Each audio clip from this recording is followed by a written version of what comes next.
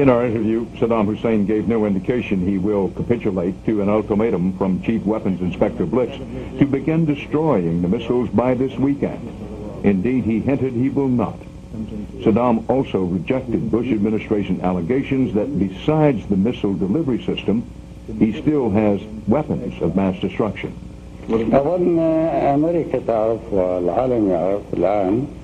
I think America and the world also knows that Iraq no longer has the weapons.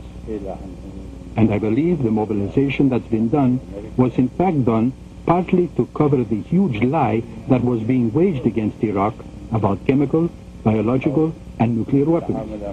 That is why, when you talk about such missiles, these missiles have been destroyed. There are no missiles that are contrary to the prescription of the United Nations in Iraq. They are no longer there. Mr. President, have you been offered asylum anywhere, and would you, under any circumstances, consider going into exile to save your people death and destruction?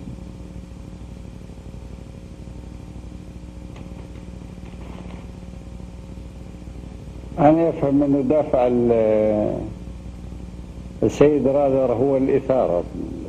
I can understand the motive behind your question. This is a very American style, and it may not be liked by some. But I can understand. However, I will answer your question.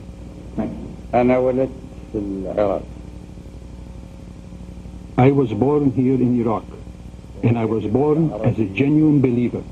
I am proud to have been born fearing God, and I have taught my children the value of history and the extreme importance of Iman, of our heritage, that we must maintain the honor of nationalism and pan-Arabism.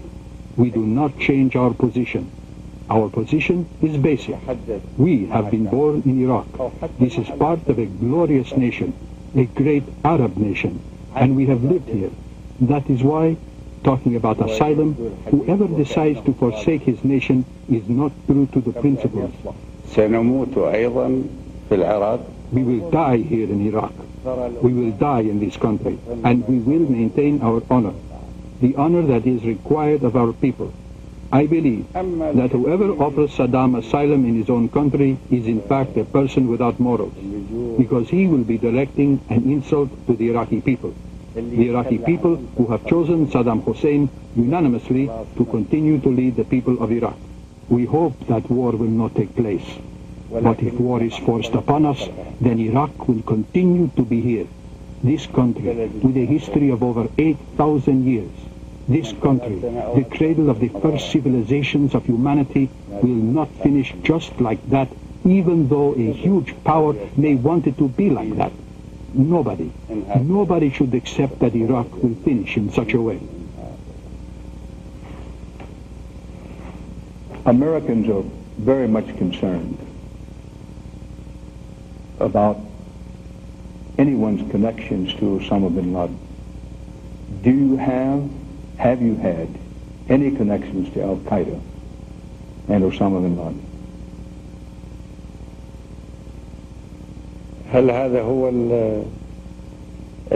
Is this the basis of the anxiety in the minds of U.S. officials? Or is it the basis of anxiety in the minds of the people of the United States? Mr. President, I believe I can report accurately that it's a major concern in the minds of the people of the United States.